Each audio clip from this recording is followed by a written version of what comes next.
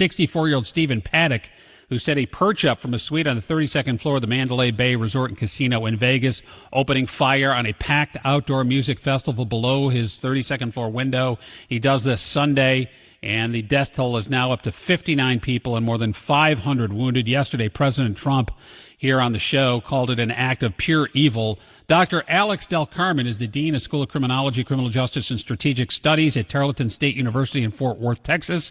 He works with police departments all across the country on training in anti-terrorism tactics and joins us now on the Scott Sloan Show. Dr. Del Carmen, good morning. Good morning. Picture's becoming clear on this guy, and as it does, it's frightening. Now, unlike someone consumed with hate and vile, this guy so far wasn't any of that. He's a retired accountant, no criminal record. He had a lot of money, maybe a gambling problem. He owned a plane. He owned something like 4 homes, but he liked to travel. He liked to cruise. He was loved by friends, family, associates. No one's saying anything bad about this guy. And honestly, that scares me more than the usual suspects. It scares me because this guy, there's absolutely no motive so far at this point that you can point to. So far, and what I guess is that in the next maybe few weeks or perhaps couple of months, we're going to find out more about who this guy really is and some of the things that we may not know right away. I mean, I always believe that people like him have a past, and there is something obviously that triggered him to do what he did, and he must have left some sort of a trace, some sort of a hint as to why he did this, but we just have to figure out what it is. But so far, you're exactly right. We haven't found anything that can lead anyone to suggest as to why he did what he did. Isn't that scarier than what happened in Virginia and what happened in Charlottesville and what happens across the country? Because right away, it's someone who's posting anti-American sentiments, someone who is a soldier of ISIS, someone who hates someone because of their race, their creed, their color. To me, that's easy and going, okay, we've got some knucklehead who's a neo-Nazi, we've got some Antifa clown, we've got an ISIS convert. Those are easy to go, okay, here's why he did it. This frightens me because now, we're well over 24 hours since first talking about this story, that we're not any closer to hearing any trickle information whatsoever. And that's the thing. Generally, by now, you get an indication of which way this guy was going, and there's none of that so far, to the point where his own brother, who he's very close to, he wasn't estranged from his family, he said, listen, he's a guy who played video poker, he took cruises and ate burritos at Taco Bell. There's no political affiliation we know of, there's no religious affiliation that we know of. Yeah, that's exactly right. And I think when something like this happens, throughout history, we try to find an explanation, an answer, and we put people in those categories, and we feel some degree of closure by being able to say, oh, now we understand why they did what they did. We don't look like them. We don't act like them. And so we feel somewhat safe in the fact that we're not part of that cohort. Mm-hmm. And I think this guy is making everyone uneasy because of the fact that he resembles an average American. Right, because you're thinking, well, if this guy just went off the rails and amassed a whole bunch of guns and started killing people, how close am I to doing that? I mean, do I wake up tomorrow and do this as a gun owner? I don't ever see that happening, but I think that's the reality for a lot of people. It's almost like Dr. Del Carmen, Columbine. To me, that is the scariest one of all time, one of the first mass shootings that we had in Littleton, Colorado, because a lot was speculated on Dylan Klebold and Eric Harris about their motives, and everything we thought we knew of from the Black Trench Trench Mafia and all those things was completely wrong. And there were some elements of bullying in there, but to the level of mayhem that they caused, it's inexplicable. Well, we in criminology teach often our students that given the right motive and given the right reasons and access to different weapons, people are all going to be potentially a criminal. And this obviously proves that theory right, which is that we just don't know why this guy did what he did. But I mean, there is absolutely no question in my mind that in the next couple of months, once we're able to go through that digital evidence, once we're able to track down some of those calls, this guy planned it really, really well. Yes. And I'm guessing that he must have covered his tracks incredibly well as well, because he wanted to make sure that the FBI and others took a while before they figured out who this guy really was. So I wouldn't bank on the fact that he's going to be somewhat quote-unquote average. I think we're actually going to know some things about this guy in the next few weeks and months. Yeah, I would hope so. Dr. Alex Del Carmen this morning talking about the fallout from the Las Vegas shooting, and so far we don't know really much more than we did yesterday. And everything we're learning sends to point this guy, Stephen Paddock, as a fairly normal person. But I agree with you. At some point, we're going to start learning some things. And it's not like, so while he snapped, This is clearly premeditated here because he bought the rooms in advance. How far in advance, I don't know, but he stayed for something like 4 days. He was able to, over 4 days, continue to bring more and more stuff up to that suite, to which he amassed an arsenal of 23 guns and thousands of rounds of ammunition. He built a perch so that he could have a sniper's lair. So he was off the ground. He was comfortable. He was in a prone shooting position, which you can control your shots a lot better that way. He went so far as to mounting a camera inside the room to record himself while he was killing all these people. And even the location of the suite was planned to inflict the most damage. To me, that's the most chilling thing, that he deliberately picked that suite out to give him the most probability of the most kills. Absolutely. You know, there is no question. And when I learned about this crime and we began to understand a little bit about what this guy had done, his modus operandi, one of the things that immediately struck me was the fact that he was so disciplined and he was so careful in selecting all of those things, and perhaps those things that we even ignore at this point, how he chose those rifles, how he chose the angles in which he was going to shoot people. I'm sure he even timed the actual, you know, quote unquote time within the concert in which he began to shoot at people, right? So it wasn't at the beginning. It probably wasn't towards the end. It was towards the middle, where the maximum capacity of people were actually in attendance. And so there's no question that this guy knew what he was doing. And I was actually a little surprised that he hadn't had any type of military training, as far as we know right now, because he would somewhat resemble somebody that's actually been highly trained.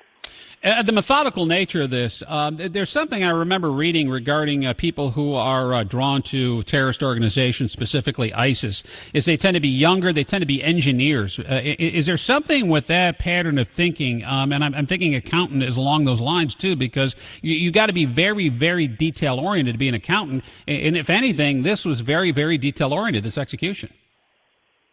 Right, and then in addition to that, a professional person who is in his 60s and basically to some degree a loner who has money, has access to lots of different sources of information, and can do this sort of thing that he did. So if you add all that up, although the FBI has ruled out any kind of terrorist connections, you know, we really honestly don't know what we don't know about this guy right now.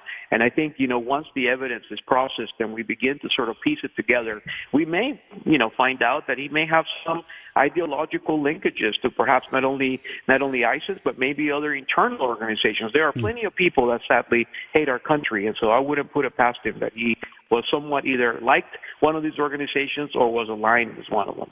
One of the other elements here, too, Dr. Alex Del Carmen, is this 62-year-old Mary Lou Danley. Apparently, he lived with her for quite some time, his woman. There was two things. Number one is there was a woman at the concert, and there was some young lady who was celebrating her 21st birthday in the front row, and this video has made the rounds. It said that we're standing there waiting for the show to start, and she comes up with another guy screaming that we've got to get out of here because we're all going to die. And they moved her. Security took her off the site. She described the lady as Hispanic, which if you look at Mary Lou Danley, you could come to a conclusion she's Hispanic-looking, darker skin and the like. Is it a possibility that that's the same person? Then they found her, I guess. They finally located her. She's in Tokyo. What does that tell you? You know, it tells me that somebody else knew something about what was going on, right? So at the end of the day, you know, I mean, people that even plan an attack such as this guy did leave hints and they leave traces behind, people that they speak with, things that they post online, perhaps other people around. So I don't necessarily buy it that he was so insulated from society that somehow no one knew anything about anything. So at the end of the day, people may not have realized what they knew, but we can all piece it together and trace it back and figure out that this guy must have given hints to different people. So my guess is that the FBI is having some great conversations right now with this individual's partner or girlfriend in order to find out how much she knew, how much he shared, and how he could have done what he did without her knowing about it. One of the early things that's being speculated on here is video poker, that he had a heavy gambling addiction. Now, he did have a lot of money, but he would bet heavy. He'd bet like $10,000, $20,000 a pull on video or a hand on video poker, and allegedly racked up some video poker debts. But that doesn't seem to be a driving factor, going from owing people a lot of money to killing a bunch of strangers, does it? Not at all. I mean, there are millions of people that play poker, millions of people that owe money, and millions of people that go to Vegas every day, right? So at the end of the day, none of those things would actually fit the profile. And that's what makes this case very interesting for us criminologists, is the fact that, this guy doesn't fit any profiles. I mean, if you look back at who he is, the age, we actually there's a concept in criminology that we call the aging out concept, which is basically the idea that the older you get, the less likely you are to become a criminal. And, this guy completely defies that theory as well. So it is, in fact, an anomaly and fits right outside of the scope of what we would be interested in. And not only that, I mean, I could see, okay, he's a white 64-year-old accountant dude, and he's shooting at a crowd of people. I could see if it were a crowd of people gathered for, I hate to say this, but if it were a crowd of people gathered for like an urban music festival, something like a hip-hop concert, something like that, and you go, okay, well, clearly it's racial, but, you can't get any more white than a group of people there for a country show. So that takes that element out of it. Yeah, I think this is more, if I were to guess, and then again, speculating based on what we know so far, I would say that this is probably not related to race and more related to ideology or perhaps even his own personal frustrations, I mean, who knows if he was using drugs? Who knows if he had some sort of a mental illness component as well? So there are various factors that we would be interested in looking at as we go in the future. Dr. Alex Del Carmen, do you think the fact that there's any correlation here that his dad was at one time on the FBI's most wanted list, and he was kind of a bad dude, and back in the day he was wanted by the FBI, and now here is his protege, his son, who becomes the worst mass murderer in the history of the United States of America? Is there anything there, or is that just happenstance, you think? No, probably not. I mean, there are a lot of people that, in the United States have their parents in prison and they turn out to be wonderful citizens. So I wouldn't take any stock on that. Okay, finally, let me talk about this, and this is what affects us all. Now what do we do? Which I understand this morning, like Wynn Las Vegas, the Wynn Hotel, and Steve Wynn is now starting to check IDs and do a little bit more screening on their guests, and that's a very high-end hotel. But are we going to see a shift, a change in how security runs at hotels like this? Probably not. And the reason for that is at the end of the day, it comes out to be a money issue. A lot of these hotels, they either don't want to invest in money or they don't want to spend the type of resources that it requires for people to be secure. So my guess is that probably in the immediate future, they're going to have an emotional reaction, but long term, I seriously doubt that things are going to be done differently. Are we going to see then maybe at events like this where you have an outdoor venue, you have Pietro Cabello, you got buildings, you've got higher structures? Are we going to start to see, or maybe we already have them? I don't know. When police pull that detail where you have officers, undercover officers, and everything, keeping everyone safe at the concert, are you also going to have a sniper basically there ready to go in case like something like this breaks out?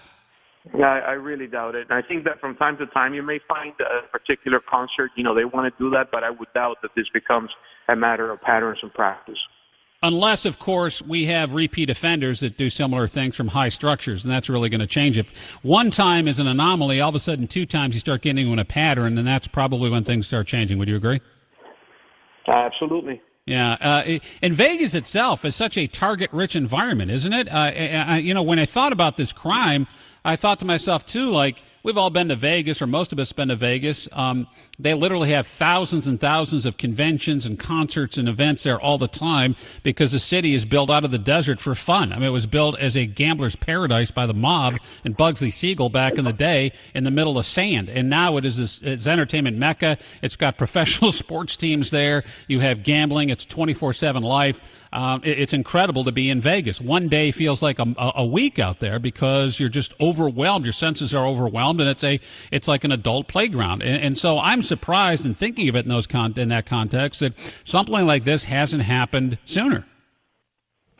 Yeah, and at the end of the day, we criminologists for some years now have been predicting that this is going to get worse, and we're going to have, more casualties. We're going to have more of these incidents, and unfortunately, history has proven us correct that, this is not going to be the last one that we hear about. Mm-hmm. And unfortunately, there are organizations like terrorist groups that are going to be learning about, how much how harm this guy inflicted, how long it took law enforcement to respond, and whether or not this is something that they may want to consider doing in the future.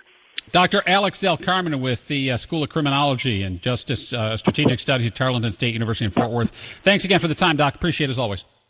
Thank you.